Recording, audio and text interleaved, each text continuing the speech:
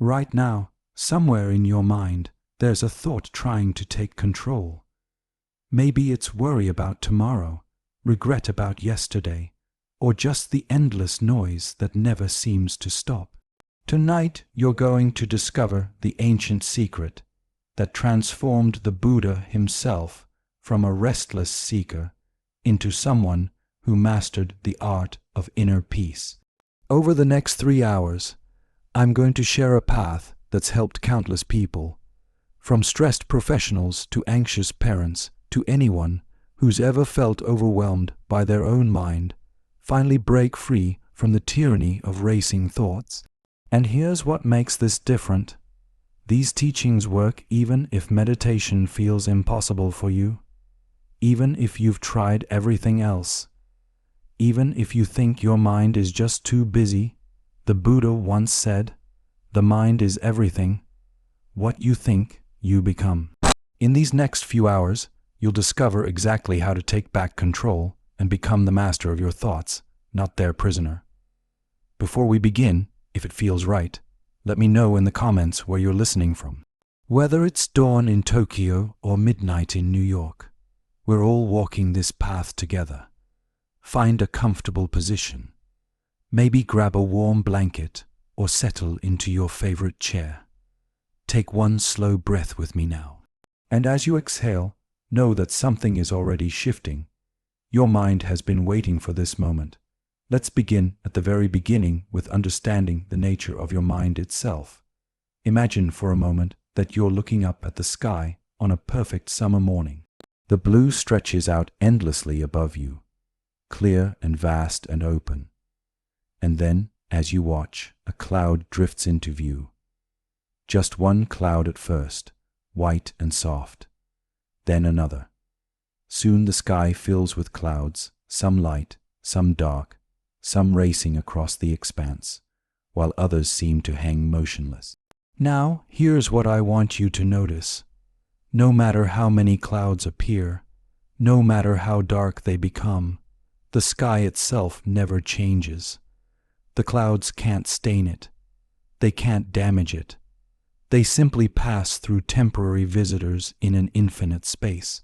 This is what the Buddha understood 2,500 years ago when he sat beneath that fig tree in northern India. He saw that the mind, what he called siddha in his ancient language, is like that vast sky. And our thoughts, our worries, our fears, our endless mental chatter, they're just clouds. Think about this morning when you woke up. Maybe the first thought that appeared was about something you needed to do today. That thought felt solid, didn't it? It felt real and permanent and true. But where is that thought now? It's gone. It passed. Another thought took its place, and then another, like clouds drifting across an endless sky. The Buddha taught that we suffer not because we have thoughts. Everyone has thoughts. Just as every sky has clouds, but because we forget that we are the sky, we identify so completely with each passing cloud that we lose sight of our own spaciousness. We think we are the worry. We think we are the fear. We think we are the restless anxiety that won't let us sleep at night. But you're not. You've never been. You're the vast awareness in which all of these experiences arise and pass away. The sky doesn't worry about the clouds. It simply allows everything to be as it is, to come and go in its own time. This isn't just a beautiful metaphor. This is the actual nature of your mind. And when you begin to see this, when you start to recognize yourself as the sky rather than the clouds, something profound shifts. The thoughts don't necessarily go away. The clouds still come, but they lose their power to define you, to overwhelm you, to convince you that this stormy moment is all there is. I know what you might be thinking, but my thoughts don't feel like passing clouds. They feel heavy and real. I understand when you're in the middle of anxiety or grief or anger, it doesn't feel temporary. But here's what the Buddha discovered. That feeling of permanence is itself just another cloud. It's just another thought that says this will last forever. And that thought, like all thoughts, is impermanent too. The mind is everything. The Buddha said, "What you think you become." Not because thoughts are powerful in themselves, but because when you believe your thoughts completely, when you identify with them fully, you create your experience of reality from them. But the moment you recognize that you're not the thought, you're the vast awareness watching the thought, everything changes. This recognition is called mindfulness in Buddhism, not as a technique you do for 10 minutes in the morning, but as a way of seeing, a remembering of what you actually are beneath all the mental weather. It's already here. You don't need to create it or earn it. You just need to notice it. Notice the space in which all your thoughts are appearing. That awareness, that spacious, clear, unchanging presence, that's your true nature. That's what the Buddha called your Buddha nature. Not something mystical or far away, but the most intimate thing about you. The skylight quality of your own mind, always present, always clear, even when the weather is terrible. Now, let me tell you something else the Buddha discovered, something that might bring you even more relief. The mind isn't just like the sky, it's also like a river. There's an old saying, you can never step in the same river twice. A Greek philosopher said this around the same time the Buddha was teaching in India. And it's remarkable how they arrived at the same truth. But where the Greek was making a philosophical point, the Buddha was offering medicine for suffering. Watch a river sometime if you get the chance. Really watch it. See how the water moves continuously, how it's never the same from one moment to the next.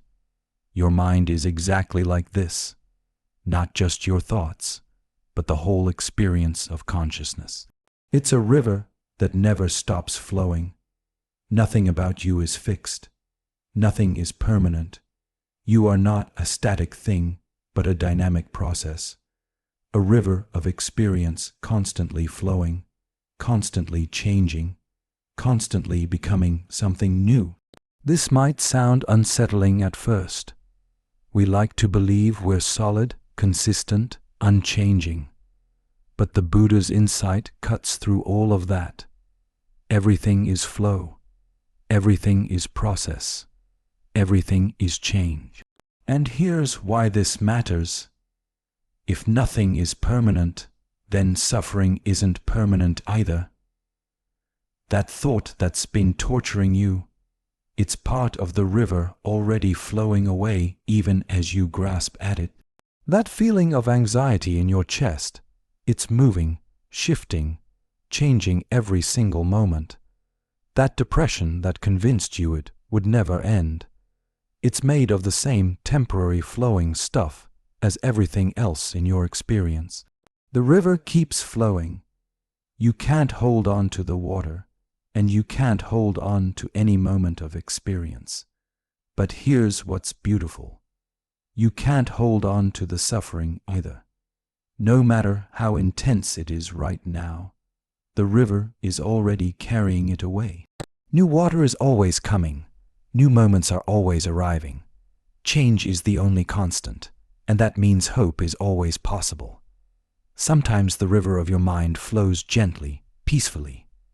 Other times, maybe most times, the river is turbulent. Rapids and rocks and whirlpools, the mind racing, churning, crashing against itself. But even in those turbulent moments, the river is still flowing. The rapids aren't permanent. You're the flowing itself, the continuous movement of life through consciousness, the dance of change that can never be stopped or frozen. When you understand this deeply, something relaxes. You stop fighting the current. You stop trying to control the river's flow to make it be something other than what it is. You learn to move with it instead of against it. You learn to trust that no matter how rough these particular rapids are, the river will keep flowing, will carry you through, will eventually smooth out into calmer waters again. This is not resignation. This is not giving up. This is the profound wisdom of understanding the nature of reality itself. That everything changes, that nothing lasts, that both the river and you are already different than you were a moment ago. Let me give you another way to see this, one that might touch you even more deeply. Imagine you're standing at the edge of an ocean.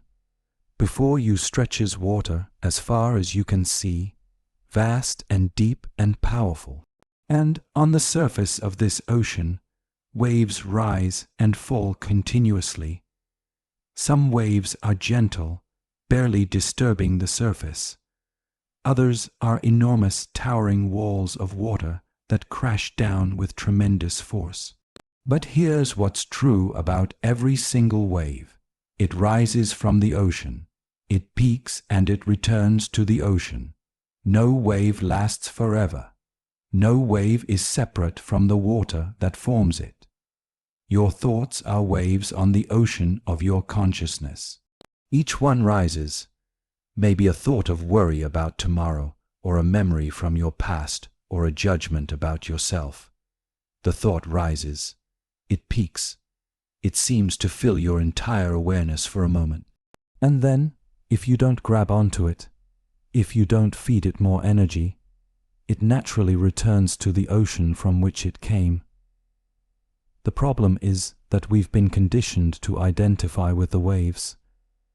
When a wave of anxiety rises, we say, "I am anxious."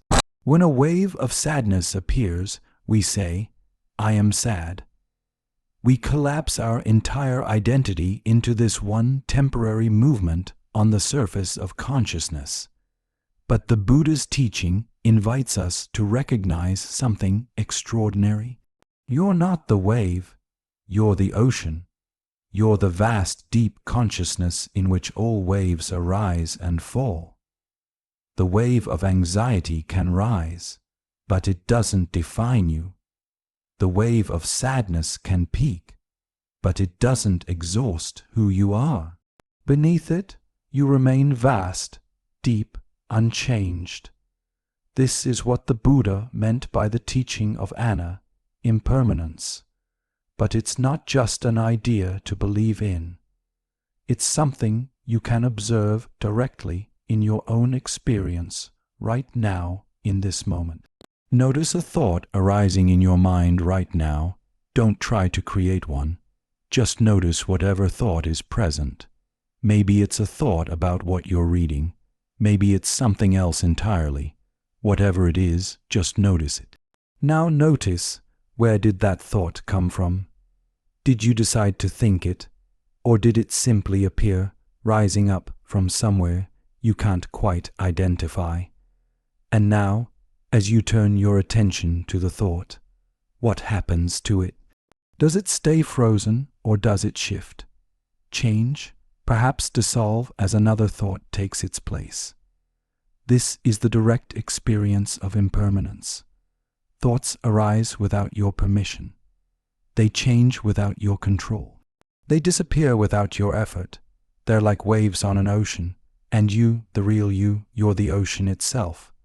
The Buddha said that all conditioned things are impermanent. Everything that arises will also pass away. Every beginning contains an ending. Everything in your experience, every thought, every feeling, every sensation is temporary by nature. This isn't bad news. This is the best news possible. Because if everything is impermanent, then the difficult things are impermanent too. That wave of panic that feels like it will never end, it's already changing, already beginning to subside. That depression that convinced you this is just how life is now, it's impermanent too. Already in the process of transforming into something else. You are not stuck. Nothing is fixed. The ocean of your consciousness is vast enough to hold any wave, and no wave can ever damage the ocean itself. Think about the last time you were really upset about something. In that moment, the upset felt total, didn't it? It felt like it was all there is, all you were. The wave had convinced you it was the entire ocean. But where is that upset now? It's gone, or at least diminished, transformed into something else. The wave rose, peaked, and returned to the ocean. New waves have come since then. The ocean continues vast and deep, even as its surface is constantly moving, constantly transforming. This understanding changes everything about how you relate to your own mind. You stop fearing your thoughts because you know they're temporary. You stop clinging to pleasant states because you know they'll change too. You stop identifying with every passing mood because you've recognized yourself as something much larger. You're the ocean, not the wave. You're the sky, not the cloud. You're the river, not any particular moment of its flowing. And this recognition is the beginning of freedom. Now, I need to tell you something that might sound strange at first. But stay with me, because this is where everything begins to make sense. The Buddha taught that we suffer not because bad things happen, but because of what we do with those bad things in our minds. There's an ancient story from the Buddha's teachings that illustrates this perfectly. A man was shot with a poison arrow. The arrow hit him and it hurt. That pain was immediate and unavoidable. But instead of pulling out the arrow and treating the wound, the man stood there asking questions. Who shot this arrow? He demanded. What family does he come from? Is he tall or short? What kind of bow did he use? Why did he shoot me? What did I do to deserve this? What does this mean about me? And while he was asking all these questions, analyzing and theorizing, the poison continued spreading through his body. The Buddha told this story to illustrate something crucial about how our minds work. The first arrow, the initial pain, the difficult event, the loss or hurt, that arrow is unavoidable. Life shoots arrows at all of us. People get sick, relationships end, plans fall apart. Death comes for everyone we love. This is the nature of existence, but here's what the Buddha said. We shoot ourselves with a second arrow and usually a third and fourth. And these arrows, the ones we shoot at ourselves, these cause most of our suffering. The first arrow is the event itself. The second arrow is everything we think about the event. Someone criticizes your work. That's the first arrow, and yes, it stings. But then your mind takes over. They must think I'm incompetent. Everyone probably thinks that. I'll probably lose my job. I'm such a failure. Nothing ever works out for me. Each of these thoughts is another arrow, and you're shooting them all at yourself, one after another, until the original sting has become an entire war zone of suffering. Or you're stuck in traffic. That's the first arrow. But then this always happens to me. I should have left earlier now. Everyone will be judging me. My whole day is ruined. Arrow after arrow after arrow, each one deepening the wound, making what could have been a minor inconvenience into a major crisis. The genius of the Buddha's teaching is that he's not telling you to avoid the first arrow. That's impossible. He's showing you that you have a choice about all the arrows that come after. You can learn to recognize when you're reaching for another arrow to shoot at yourself, and you can choose to put it down instead. This is not about positive thinking or pretending everything is fine. The first arrow hurts, and the Buddha never denied that. If someone you love dies, you will feel grief. If someone betrays you, you will feel pain. These are the first arrows, and they're part of being human. But the grief doesn't have to become, I'll never be happy again. The pain doesn't have to become, nobody really loves me. These additions, these stories we tell about the pain, these are the second arrows, and we have more choice about them than we realize. There's a space the Buddha taught between what happens to us and how we respond to it. In that space lies our freedom. In that space, we can observe the impulse to shoot another arrow at ourselves and choose differently. We can feel the first arrow without adding to it, without multiplying it, without turning pain into suffering. Think about a time when you were able to do this. Maybe you burned the dinner you were making.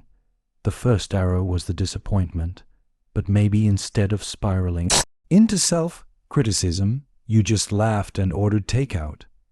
You felt the disappointment, acknowledged it, and then let it go without adding layers of judgment on top of it. That's the practice the Buddha is pointing to. Not eliminating the first arrow, that's not possible, but learning to recognize the moment when you're about to shoot the second one and choosing not to. Choosing to feel what you feel without making it mean something terrible about you, about your life, about your future. Choosing to let the wave of feeling rise and fall without turning it into a story that will haunt you for days or weeks or years. This brings us to one of the Buddha's most important teachings, one that's often misunderstood, the teaching of dukkha. If you've heard anything about Buddhism, you've probably heard that the Buddha taught that life is suffering. But this translation misses something crucial. The Buddha didn't say life is suffering. He said life contains dukkha, a word that's much richer than our word suffering can capture.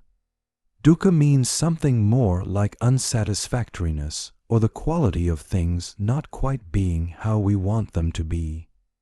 It's the friction between reality and our expectations. Sometimes dukkha is obvious and intense, the suffering of loss or illness or heartbreak, but often it's subtle, the vague dissatisfaction with a perfectly fine day, the restlessness that comes from having everything you thought you wanted but still feeling like something's missing. Buddha identified 3 types of dukkha. The first is the dukkha of pain itself. This is the physical and emotional pain that comes from being alive in a body in a world where things break and change and die. Headaches and heartbreak, illness and loss, these are unavoidable. The Buddha wasn't trying to eliminate this kind of dukkha because he knew it's woven into the fabric of life itself. The second type is the dukkha of change.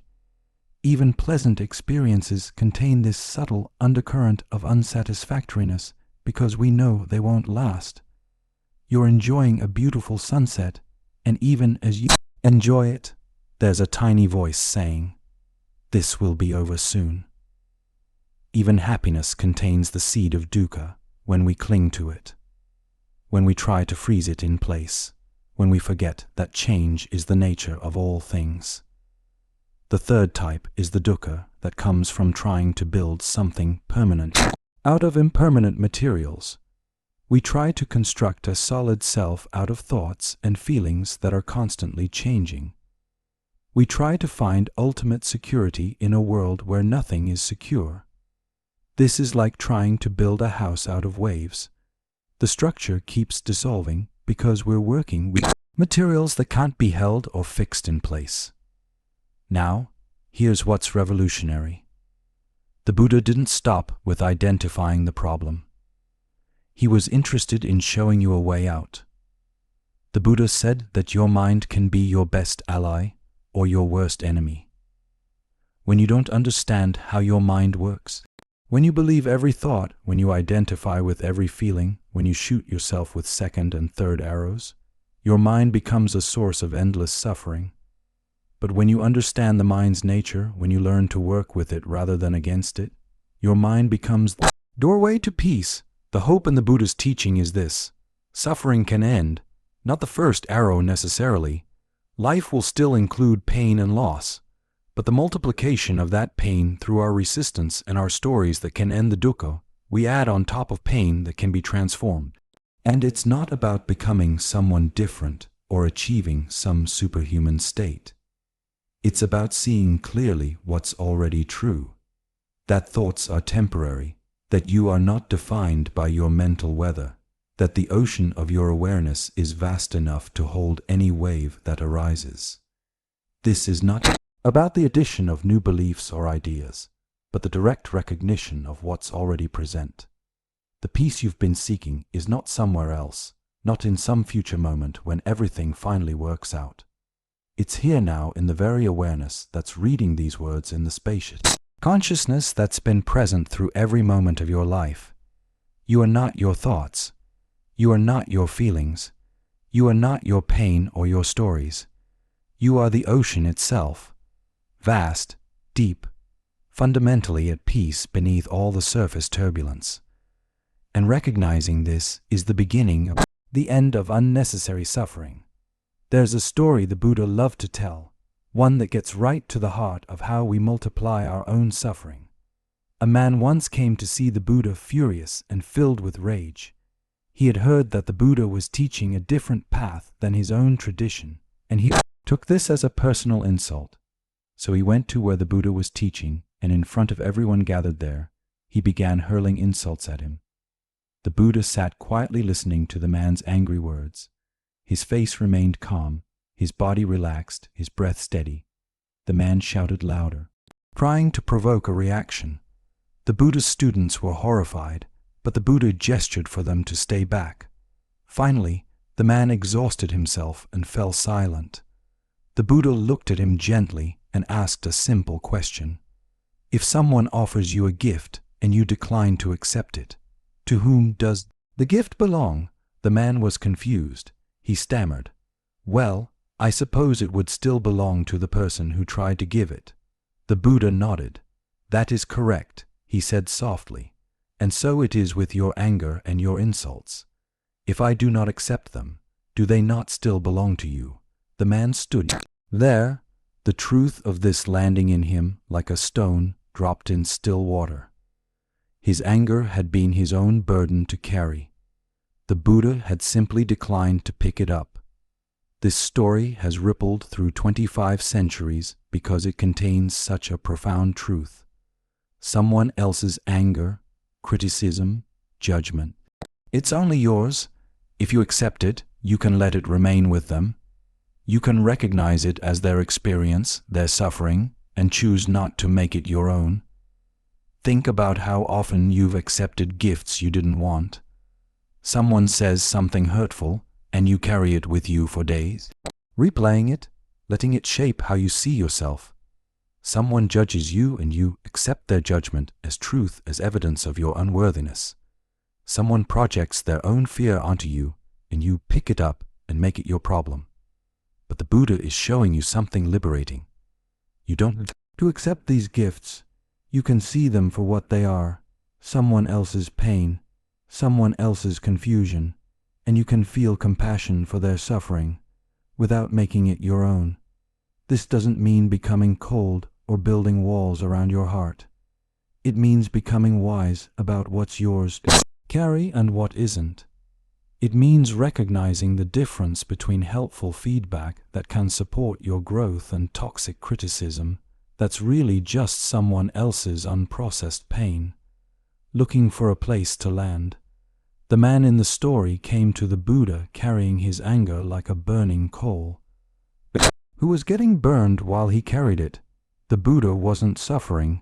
His mind was clear, his peace undisturbed. The man was the one burning, consumed by his own rage, and this is true of every negative thought or criticism that comes your way. It only has power over you if you accept it, if you take it in and make it part of your story about yourself. Otherwise, it remains outside you, acknowledged, perhaps considered, but not internalized, not believed, not allowed to define your sense of who you are. The Buddha's teaching here is not about arrogance or dismissing all feedback. It's about discernment. When someone offers you a gift, whether it's words or energy or emotions, you're allowed to examine it. Is this true? Is this helpful? Is this mine to take on? And if the answer is no, you can decline the gift with the same calm the Buddha showed, recognizing that their anger or judgment remains with them. This understanding transforms how you move through the world. You become less reactive, less easily thrown off balance by other people's moods or opinions. You develop an inner stability that doesn't depend on everyone approving of you or understanding you, or even being kind to you. You recognize that their response is about them, not about you, and you remain centered in your own clarity. Now, let me show you something even deeper about this teaching. It's not just about other people's anger. It's about everything that's impermanent in your life, which is everything. The Buddha taught that all compounded things are subject to decay. Everything that comes together will eventually come apart. Everything that rises will eventually fall. Everything that begins will eventually end. This is not pessimism. This is simply the nature of reality. Look at a flower in full bloom. It's beautiful, perfect, alive with color and fragrance, and already built into its very existence is its eventual fading. The petals will fall, the stem will wither, the flower will return to the earth. This doesn't make the flower less beautiful. If anything, its impermanence makes it more precious, more worthy of full appreciation. In this moment, your thoughts and feelings follow the same law. They bloom, they peak, and they fade. Even the most intense emotion, the deepest grief, the most overwhelming joy, the most consuming fear, even these are governed by impermanence. They feel eternal while they're happening, as if this is just how things are now and will be forever. But they're not eternal. They can't be. Change is the only constant, and that means even your darkest moments contain within them the seeds of their own ending. A storm passes through. While it's here, it feels total. The thunder shaking everything, the rain drowning out all other sounds. But storms don't last. They can't. The very forces that create the storm also move it along, disperse it, transform it into clear skies and fresh air. Your mental and emotional storms follow the same pattern. That anxiety attack that feels like it will never end. It will end. It always does. That depression that's convinced you this is just how life is now. It's impermanent, too, already changing, even when it feels most stuck. That racing mind that won't let you sleep. It will eventually slow, will eventually quiet, will eventually release you back into rest. The Buddha isn't asking you to believe this as a comforting idea. He's inviting you to observe it directly in your own experience. Look back at your life. How many storms have you already weathered? How many times were you certain the pain would never end? And yet here you are. How many intense emotions have arisen, consumed you completely, and then passed away like clouds dissolving? This recognition of impermanence is not meant to make you sad. It's meant to free you from the grip of difficult experiences that convince you they're permanent. Free you from the desperate clinging to pleasant experiences that you know can't last. Free you from the exhausting attempt to control a reality that's fundamentally fluid and ever-changing. When you deeply understand impermanence, something relaxes. In you, you stop fighting so hard against what is. You stop demanding that life be different than it is in this moment. You stop grasping at what's slipping away and resisting what's arriving. You begin to move with life instead of against it, to flow with change instead of breaking yourself trying to prevent it. This is what the Buddha meant by letting go. Not that you stop caring or stop feeling or become indifferent, but that you stop trying to possess what was never meant to be possessed. You hold life lightly, the way you might hold water in your cupped hands, knowing that it will eventually flow away. And that's okay. That's how water is. The suffering of clinging is universal. We all do it. We grasp at relationships, trying to make them stay exactly as they are. We cling to youth, to health, to moments of joy.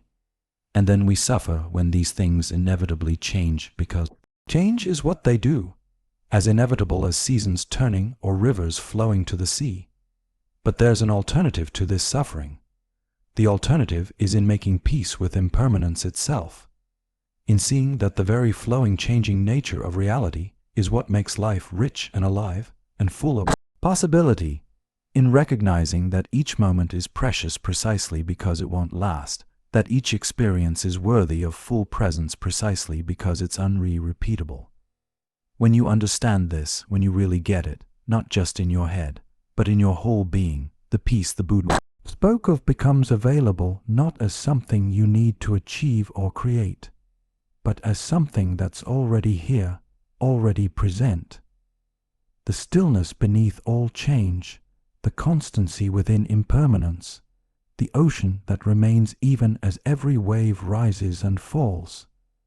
This is where the practice begins, not in eliminating thoughts or stopping feelings or transcending your humanity, but in clearly seeing what's true, that you're not what you thought you were, that your thoughts are not problems to be solved, but passing weather to be witnessed. That peace is not found by controlling your experience, but by understanding its nature. The mind you've been carrying, the mind you've been fighting with, this mind is not your enemy. It's simply been misunderstood. And in this understanding, in this clear seeing of what is, lies the beginning of freedom from unnecessary suffering. Understanding the nature of your mind is transformative, but understanding alone isn't enough. The Buddha didn't just teach philosophy. He taught practice. He gave us tools, specific methods, time, tested ways to work with the mind that have been helping people find peace for over 500 years. These practices aren't complicated. They don't require special equipment or perfect circumstances or years of preparation. They require only your willingness to begin right where you are, exactly as you are. Let me tell you a story that illustrates the power of what we're about to explore together. There was once a young monk studying with the great Thai meditation master Ajahn Chah. This monk had been practicing diligently sitting in meditation every day, following all the instructions he'd been given. But one night, a terrible storm rolled through the forest monastery where they lived. The wind howled through the trees with a sound like a freight train. Thunder shook the small wooden huts where the monks slept. Rain pounded against the roof so hard it sounded like stones falling from the sky. And this young monk lay in his bed, terrified, convinced that at any moment a tree would fall and crush him, or the wind would tear his hut apart. His mind raced with thoughts. This is it. I'm going to die. Why did I come to this forest? I should have stayed home where it's safe. The fear built and built until he couldn't bear it anymore. So, in the middle of the storm, he ran through the rain to Ajahn Chah's hut and knocked urgently on the door. The master opened it completely calm and looked at his drenched, trembling student with gentle eyes. "Teacher," the young monk gasped, "I'm so afraid. The storm is so violent. What should I do?" Ajahn Chah smiled and gestured for the monk to follow him. They walked out into the storm together, rain soaking them both until they stood in an open area of the forest. The master pointed to a massive tree nearby. "Do you see that tree?" he asked, raising his voice above the wind. The young monk nodded, watching as the tree's branches whipped violently back and forth in the gale. It looked like the tree might snap at any moment. "Look at the branches," Ajahn said. "See how they bend and sway. They move with the wind, yielding to its force. But now look at the trunk." The monk shifted his gaze to the massive trunk of the tree. Despite the chaos in the branches above, despite the storm raging all around, the trunk stood absolutely still, solid, unmoving, rooted deep in the earth. "Storm is like your thoughts and emotions," Ajahn Chah explained. "They come with great force. They create a lot of movement and noise. But if you can find the stillness at your center, if you can be like the trunk of the tree, the storm cannot harm you. The branches may bend, but the tree stands firm." The young monk understood. The fear didn't immediately disappear, but something shifted in him. He didn't need the storm to stop in order to find peace. He just needed to find the still point within himself, the place that the storm couldn't touch. This story points to something profound about the practice we're going to explore now. You don't need perfect conditions to find peace. You don't need your life to be calm or your mind to be quiet or everything to be going well. You just need to find your anchor, your center, the still trunk within you that remains steady no matter what weather moves through. And in Buddhism, that anchor is your breath. The breath is always with you, always available, always happening, whether you're paying attention to it or not. The Buddha discovered this over 2 millennia ago and taught a practice called anapanasati, mindfulness of breathing. This isn't just any breathing technique. This is the foundation of Buddhist meditation, the practice the Buddha himself used on the night of his enlightenment, the method he taught more frequently than any other, and its beauty lies in its utter simplicity. Anapanasati means being aware of the breath as it comes in and being aware of the breath as it goes out. That's it. No special breathing pattern to learn. No need to control or manipulate the breath. Just awareness of the breath exactly as it is. Why is this so powerful? Because your breath is the perfect bridge between your conscious mind and your unconscious processes. Most of the time breathing happens automatically. You don't think about it. Your body just breathes. But unlike your heartbeat or your digestion, you can also consciously direct your breath whenever you choose. So when you bring gentle awareness to your breathing, something remarkable happens. You're simultaneously engaging your conscious attention and connecting with the autonomous wisdom of your nervous system. You're creating a meeting point between doing and being, between thinking and sensing, between the storm and the stillness. The Buddha taught that the breath is like an anchor for a boat. When storms come, the anchor keeps the boat from being swept away. The boat still moves, still rocks with the waves, but the anchor prevents it from being lost entirely. Your breath does the same thing for your mind. When thoughts are racing, when emotions are intense, when you feel like you're being swept away, returning to the breath brings you back. Not to some perfect state of calm necessarily, but back to this moment, back to your body, back to something real and tangible and present. Here's how the Buddha taught it in the simplest possible terms. When you breathe in, know that you are breathing in. When you breathe out, know that you are breathing out. That's the instruction, complete and whole. You don't need to count your breaths, though you can if that helps you stay focused. You don't need to control the length or depth of your breathing, though it will naturally settle as you practice. You just need to be with the breath to feel it, to know it, to let your attention rest on this most basic fact of your existence, that you are breathing, that you are alive. In, you know you're breathing in. Out, you know you're breathing out. Now, here's what happens when you actually try this, and I want to prepare you with complete honesty. You'll bring your attention to your breath, and within seconds, literally seconds, your mind will wander. You'll suddenly realize you're thinking about what you need to do later today, or replaying a conversation from yesterday, or wondering if you're doing this correctly. The breath will be completely forgotten, and you'll be off somewhere else entirely. And this is the moment, this exact moment, when you notice your mind has wandered. This is actually the most important moment in the entire practice, because what you do next determines everything.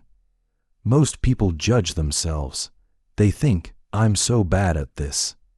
I can't even focus on my breath for 10 seconds. What's wrong with me? But the Buddha taught something completely different. He taught that the moment you notice your mind has wandered is a moment of awakening. You were lost in thought, swept up in the current, and then suddenly awareness returned. You woke up, you remembered, you came back. That's not failure. That's success. That's the practice working exactly as it should. So when you notice your mind has wandered, you simply acknowledge it without judgment and gently return your attention to the breath. In, you know you're breathing. In, out, you know you're breathing out. You'll do this hundreds of times. Your mind will wander hundreds of times, and you'll return hundreds of times. And each return is a repetition of the most important skill you can develop. The ability to come back to the present moment, to notice when you've been swept away, to find your anchor again. This is not about achieving a perfectly quiet mind. It's about training in awareness, training in gentleness with yourself, training in the art of returning. The Buddha compared this to training a young puppy. When you're teaching a puppy to stay, it wanders off constantly. You don't beat the puppy or yell at it. You just gently, patiently, kindly bring it back again and again. Your mind is like that puppy. It's not being bad when it wanders. It's just doing what minds do. Your job is not to stop it from wandering, but to keep kindly bringing it back home to the breath. Let's try this together right now, just for a few moments, just to taste what this practice feels like. Wherever you are, let your body settle. You don't need to sit in any special position. Just be comfortable, alert, but relaxed. Let your eyes close if that feels okay, or keep them open with a soft gaze. Now bring your attention to your breath. Don't change it. Don't fix it. Just notice it. Feel the sensation of air moving in through your nose or mouth. Feel your chest or belly rising and falling. Just notice what breathing feels like in your body right now. Breathing in, you know you're breathing in. Breathing out, you know you're breathing out. If your mind wanders, and it will, that's completely fine. Just notice where it went, and without any judgment, bring it back to the breath, like guiding a child back to their seat. Gentle and patient, breathing in, breathing out. Stay with this for just a few more breaths, not trying to achieve anything or get anywhere. Just being with this most simple, most essential part of being alive. And when you're ready, let your awareness expand again. Notice how you feel. The point isn't the result. The point is that you practiced, you tried. You came home to yourself for a few moments. This is anapanasati. This is mindfulness of breathing. And this practice, as simple as it seems, is the doorway to everything else the Buddha taught. You can do this anywhere, anytime. Standing in line at the grocery store, waiting for your computer to start. Lying in bed at night when sleep won't come, sitting in traffic, walking down the street. You always have your breath, which means you always have access to this anchor, this still point, this way home to the present moment. The Buddha taught that even 3 conscious breaths can change your state completely. 3 breaths where you're fully present, fully aware. That's sometimes all it takes to find your center again, to remember who you are beneath the storm of thoughts. So start there if you need to. Don't commit to 20 minutes of meditation if that feels overwhelming.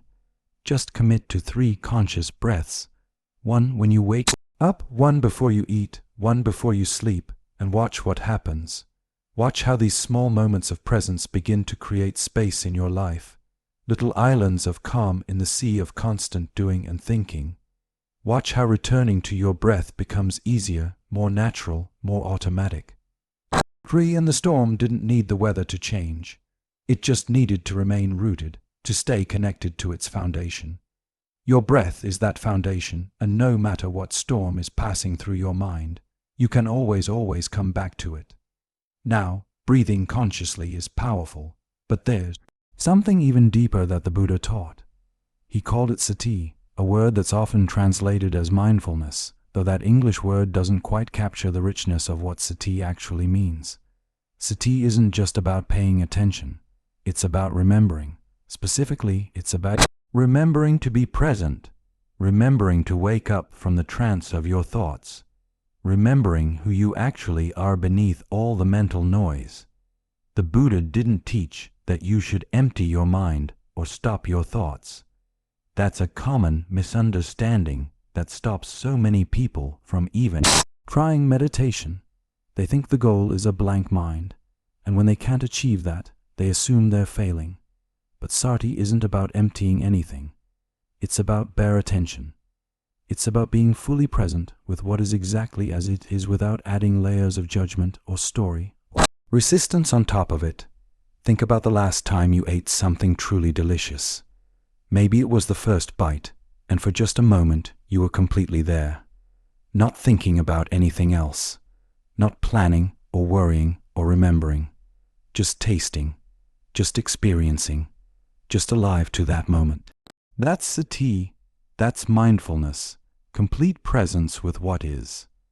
The Buddha taught that this quality of awareness can be applied to everything, not just to special meditation sessions, but to the most ordinary mundane aspects of daily life. Because every moment when you're fully present with it becomes extraordinary. There's a beautiful teaching from the Vietnamese monk Thich Nhat Hanh that illustrates this perfectly. He talks about washing dishes. Most of us, when we wash dishes, are not really washing dishes. We're thinking about what we're going to do after the dishes are done. We're planning the rest of our evening. We're replaying a conversation from earlier. We're anywhere but here, standing at the sink with our hands in warm water. Thich Nhat Hanh asks, if you're not present while washing the dishes, then when will you be present? After the dishes are done, so you can enjoy your tea. But then while drinking tea, won't your mind be somewhere else too? He teaches that washing dishes should be done to wash dishes, not to get them done so you can move on, but as an end in itself. Be fully present with the feeling of the warm water. Notice the texture of the soap, the smooth surface of the plate, the sound of water running. Be with each dish completely as if washing this one plate is the most important thing in the world right now. When you do this, when you bring complete presence to something as ordinary as washing dishes, several things happen. First, the task itself becomes enjoyable rather than a chore you're rushing through. You might notice beauty in the play of light on water, or find pleasure in the simple physical sensations. Second, you're training your mind in presence. You're strengthening that muscle of awareness, practicing the art of being here rather than lost in thoughts. And third, you begin to realize that this moment right now is not separate from your life. This is your life, not the exciting moments you're waiting for, but this right here, right now, your hands in warm water doing this simple task. The Buddha taught that most of us spend our lives waiting to be somewhere else. We're washing dishes so we can get to the good part. We're enduring the commute so we can get to work or get home. We're suffering through the week waiting for the weekend. But life isn't happening later. It's happening now. And if you're not present for the dishes, you're not present for your life. This is what Sati teaches us, to wake up to where we already are, to remember that this moment is the only moment we actually have. So how do you practice this? How do you bring C into your daily life? Start with one thing at a time. We live in a culture that glorifies multitasking. But multitasking is the opposite of mindfulness. When you're doing multiple things at once, you're not fully present with any of them. Choose one activity each day where you commit to doing just that one thing. Maybe it's drinking your morning coffee. Not drinking coffee while checking your phone. Just drinking coffee, feeling the warmth of the cup, noticing the aroma, tasting each sip fully. Or maybe it's walking. The Buddha taught walking meditation as a formal practice. But you can bring this quality to any walk. Feel your feet touching the ground. Notice the rhythm of your steps. Sense the movement of your body through space. Eating is another beautiful opportunity for mindfulness. Try eating one meal with full attention. Look at your food before you eat it. Notice its colors, its textures, smell it. Take a bite and really taste it.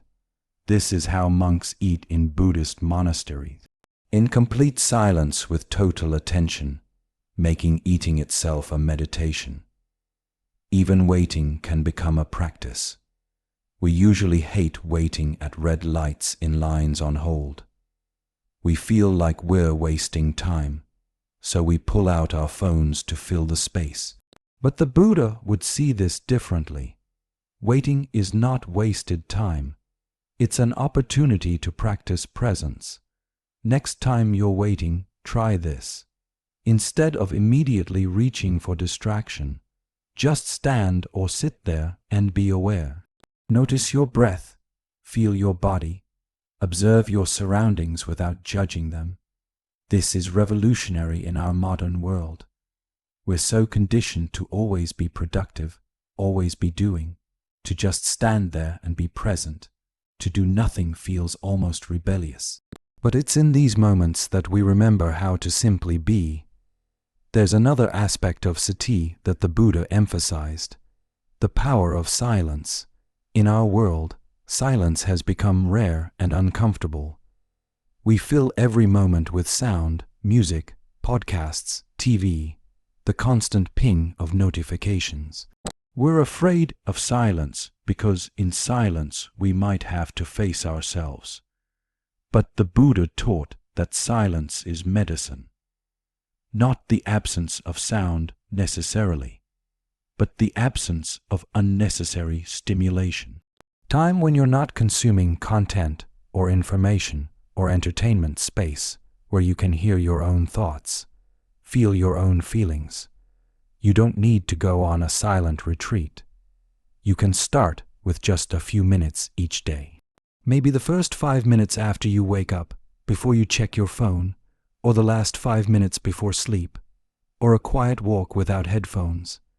In silence without distraction, you might notice that your mind is quite noisy. Thoughts churning, emotions bubbling up, worries demanding attention. This can be uncomfortable at first, but this is exactly what the practice is for. Learning to be with your own experience without immediately reaching for something to make it go away. The Buddha compared the mind to a glass of muddy water. When you keep stirring it, the water stays murky. But when you let the glass sit still in silence, the mud gradually settles and the water becomes clear. Your mind is the same. When you give it space, when you stop constantly stirring it, it naturally settles. Clarity emerges not because you've done something to create it, but because you've stopped doing the things that obscure it. This is sati, mindfulness, presence, remembering to be here now. It's not complicated, but it is profound. Because when you're truly present, even for just a few moments, you touch something real. You make contact with life itself. Not your thoughts about life, but the actual living reality of this moment. And in that contact there's peace. Not because everything is perfect, but because you've stopped being at war with what is. You've stopped living in your head, and you've landed here in the only place where peace has ever existed right now. The practices of conscious breathing and mindful presence are foundational. But the Buddha taught something even more subtle and transformative. He taught us how to watch our own thoughts without getting caught in them. This practice is called vipassana, which means clear seeing. While sati is about being present with what is, vipassana is about seeing through the illusions your mind creates about recognizing thoughts as thoughts rather than as reality. Remember when we talked about clouds and sky? Vipassana is the practice of actually experiencing yourself as the sky while the clouds pass through. It's learning to watch thoughts the way you might watch cars driving past your house. You see them, you're aware of them, but you don't jump in and go for a ride. This is not what most people do with their thoughts. Most of the time, a thought appears and immediately you're identified with it, caught up in it. A worry arises. What if this goes wrong? And suddenly you're imagining scenarios that haven't happened, feeling emotions about events that don't exist yet. A judgment appears. I'm not good enough. And before you know it, you're gathering evidence for this claim, remembering every mistake, building a case against yourself. We don't notice we're doing this. We think we are our thoughts. So when a thought appears, we automatically believe it and follow it. It's like having a radio in your head that's constantly broadcasting, and you never question whether what it's saying is true. You just accept it all as reality. Vipassana teaches you to step back and watch the broadcast without believing everything you hear. The Buddha described thoughts as visitors who come to your house. Some visitors are pleasant, happy memories, inspiring ideas. Some visitors are unpleasant worries, regrets, harsh judgments, but they're all just visitors. They come, they stay for a while, and then they leave. The problem is that we treat every visitor like they're moving in permanently. A thought of anxiety knocks on the door, and we not only let it in, we give it the master bedroom. We rearrange our whole house around it, but it's not permanent. It's just passing through. All thoughts pass through. The practice of Vipassana is learning to let them pass, not by pushing them away or fighting with them. That just creates more struggle. But by recognizing them as temporary phenomena, as clouds in the sky, as waves on the ocean, as visitors who will leave on their own if you don't invite them to stay. Here's how you practice this. Sit quietly as you might for breath meditation. But instead of focusing only on the breath, expand your awareness to include your thoughts. Don't try to stop thinking. That's impossible. Instead, just notice when thoughts arise. Watch them the way you might watch clouds drifting across the sky. A thought appears, I need to call my mother, notice it. You don't need to do anything about it right now. Just see it as a thought. Watch where it goes. Does it lead to other thoughts or does it dissolve on its own when you don't feed it? Another thought arrives. I'm not doing this right. There it is. A judgment thought. Notice it, but don't get involved in a conversation with it. Just see it as a thought. Let it be there and watch as it eventually fades. The key is what the Buddha called non-identification. You're not trying to stop thoughts or change them. You're simply recognizing that you are not them. There's you, the aware presence, the consciousness that notices thoughts. And there are thoughts, the passing mental events that arise and fade in that consciousness. These are not the same thing. This might sound abstract, but you've actually experienced this many times. Have you ever had a strong craving for something, then gotten distracted, and when you remembered the craving later, it was gone? That's proof that cravings are just temporary thoughts.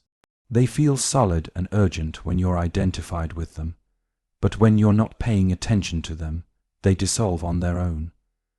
Vipassana practice makes this obvious in real time.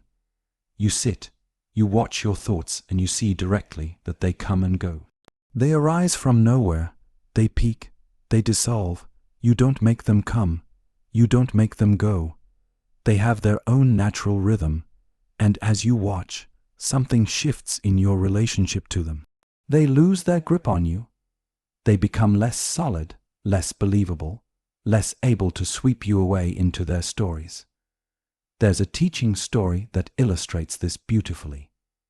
A student came to his meditation teacher frustrated.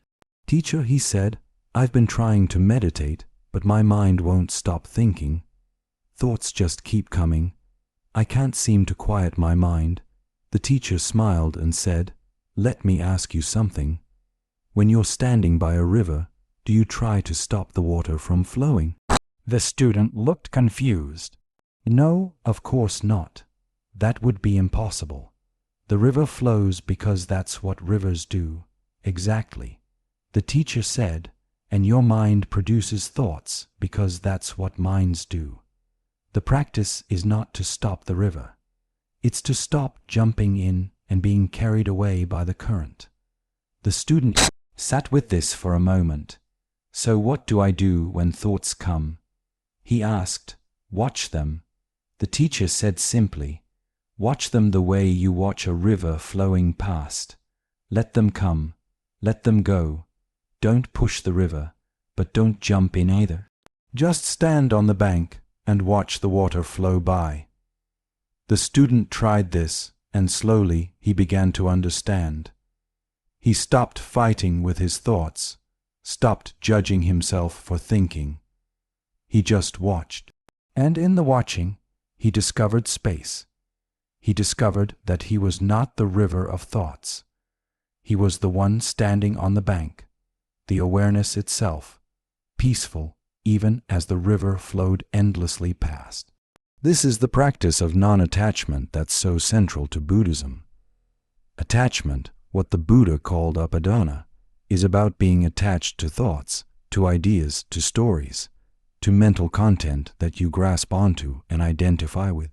When you're attached to a thought, you believe it completely. You think it's telling you the truth about reality. You act on it. You make decisions based on it. You let it determine your emotional state. But when you practice non-attachment, you hold thoughts more lightly. You recognize them as one possible perspective, one way of interpreting the situation. You can consider the thought without being owned by it. This doesn't mean you become detached or cold. Non-attachment is not the same as not caring. It's caring deeply while also recognizing that your thoughts about the situation are not the situation itself. And you don't have to be defined by this particular mental state. Let's practice this right now, just for a moment.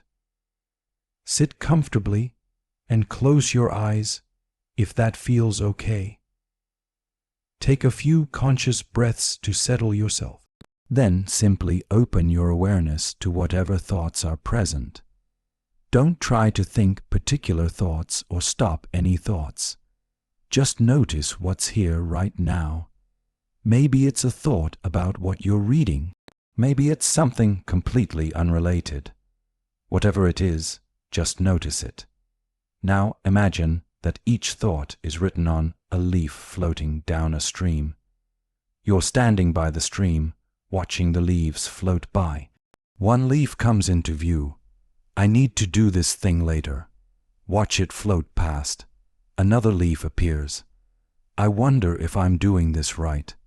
Let it drift by. You're not grabbing the leaves or throwing them away.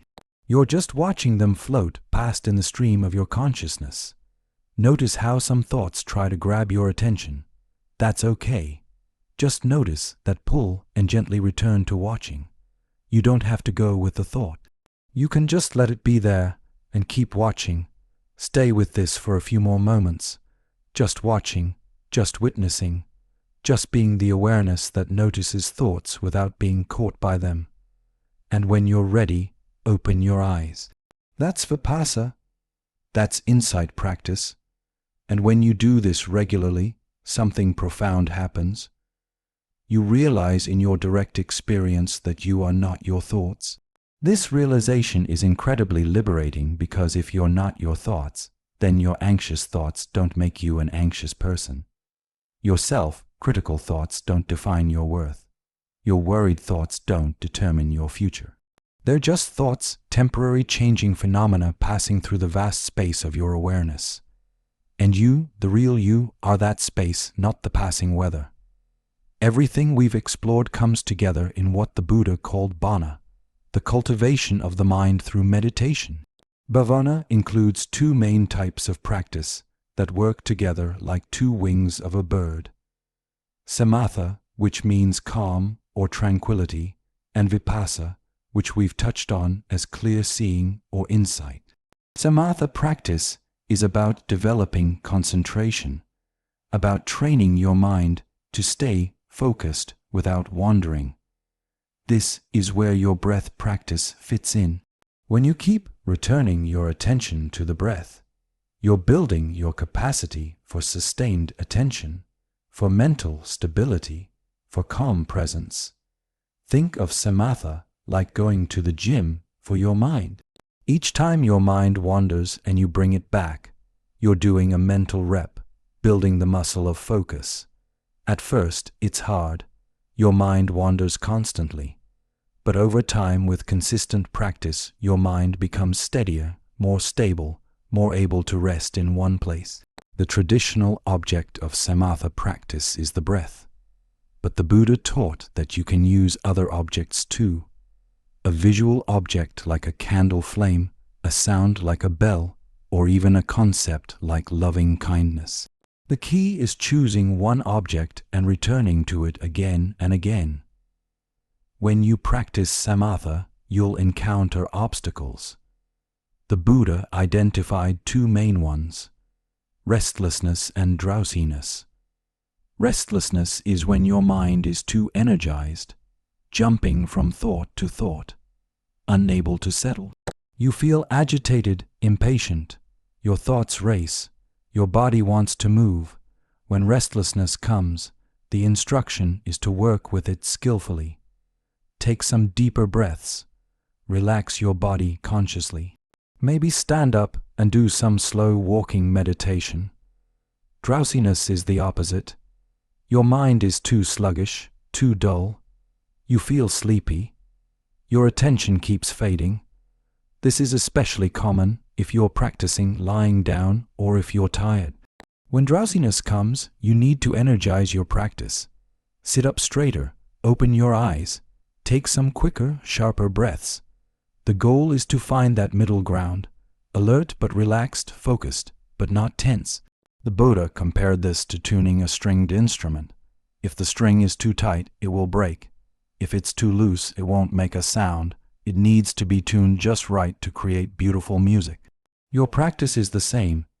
You need to find your own right balance, and that balance might be different from day to day. Learning to tune yourself is part of the practice. The fruit of samatha practice is a mind that's calm, stable, and concentrated. When you've developed strong samatha, you can rest your attention on any object for extended periods without effort. Your mind feels peaceful, unified, collected rather than scattered. But samatha alone is not enough. The Buddha taught you can have a very calm mind and still not understand the nature of reality, still not be free from suffering. That's where vipassana comes in, the insight practice that sees through the illusions that cause suffering. While samatha is about calming the mind, vipassana is about investigating it. While samatha focuses your attention, vipassana opens your awareness to observe what's actually happening in your experience moment by moment. In vipassana practice, you're not trying to create any particular state. You're trying to see clearly what's already there. You observe sensations in your body, how they arise, how they change, how they pass away. You observe feelings, pleasant, unpleasant, or neutral, and how you react to them. You observe thoughts and emotions, how they come from nowhere, how they build and peak, how they dissolve back into nothing. And through this observation, you begin to see directly the three characteristics the Buddha taught: impermanence, unsatisfactoriness, and non-self. You see that everything is impermanent. Nothing in your experience stays the same even for a moment. You see that clinging to anything impermanent leads to suffering. And you see that there's no fixed self behind all this, just a flowing process, a river of experience. These insights don't come from thinking about them. They come from direct observation. In meditation you sit. You watch your experience with clear attention, and these truths reveal themselves naturally. The beautiful thing is that samatha and vipassana support each other. When your mind is calm from samatha practice, you can see more clearly in vipassana. And when you develop insight through vipassana, your mind naturally becomes calmer because you see through the thoughts that normally agitate you. So how do you actually establish a daily practice? Because understanding these techniques intellectually is one thing, but actually doing them consistently is what creates transformation. The Buddha's advice was simple. Start small and be consistent. 5 minutes every day is better than an hour once a week. It's the regularity that matters. Choose a time that works for you. Many people find that first thing in the morning is best before the day's demands take over. But if evening works better for you, that's fine too. The important thing is consistency. Same time, same place if possible. Create a simple space for practice. You don't need anything elaborate. Just a quiet spot where you won't be disturbed. Maybe a cushion to sit on or a chair if sitting on the floor is uncomfortable. Start with just 5 minutes. Set a timer so you don't have to worry about how long you've been sitting. Spend those 5 minutes with your breath or with open awareness or alternating between both. When the timer goes off, you're done. Don't push yourself to sit longer if you don't want to. Just do your 5 minutes consistently every day. After a week or two, if 5 minutes feels comfortable, add another 5 minutes. Build gradually until you find the length that feels sustainable for you. For some people, that might be 10 minutes. For others, 30. There's no right answer. The right amount is whatever you'll actually do every day. And here's the most important thing. Be patient with yourself. Don't expect dramatic results immediately. Meditation is not like taking a pill where you feel different right away. It's more like planting a garden. You prepare the soil, you plant the seeds, you water them consistently, and then you wait. You trust that something is growing even when you can't see it yet. Some days your practice will feel clear and peaceful. Other days it will feel difficult and frustrating. Both kinds of days are valuable, both a practice. The Buddha taught that there are no bad meditation sessions. Even the sessions where your mind won't stop racing are building your capacity for awareness. Over time, weeks, months, you'll start to notice changes. Maybe you respond less reactively to stress. Maybe you catch yourself before spiraling into anxiety. Maybe you have more moments of presence during your day. Maybe you feel more spacious inside. These changes are subtle but profound. They're not dramatic transformations. You're still dealing with the same life circumstances, but your relationship to those circumstances shifts. You have more choice in how you respond. You're less caught, less reactive, more able to find the still point even when everything around you is moving. This is what the Buddha offered. Not an escape from life, but a way to meet life with more wisdom, more compassion, more presence. Not a technique to fix everything, but a practice that helps you work skillfully with whatever arises. And it all starts with just sitting down and taking one conscious breath, then another, building moment by moment, breath by breath, a foundation of presence that will support you through everything life brings. Understanding the mind is powerful. Practicing presence is transformative. But now comes the real work. Bringing these teachings into your actual life, into the messy, complicated, beautiful reality of daily existence. The Buddha didn't teach meditation just so you could have peaceful moments on a cushion. He taught it so you could live with more freedom, more wisdom, more peace. In every moment, he wanted you to